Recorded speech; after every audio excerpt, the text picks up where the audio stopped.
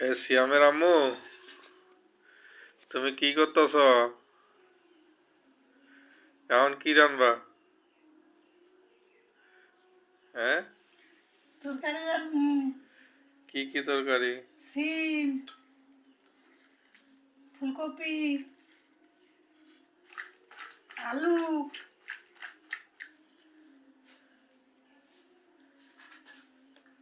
Tomato, মাছ মাছ দিয়ে রান্না করমু। ধনিয়া পাতা দিমু সাথে।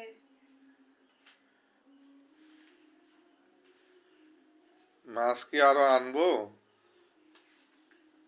না,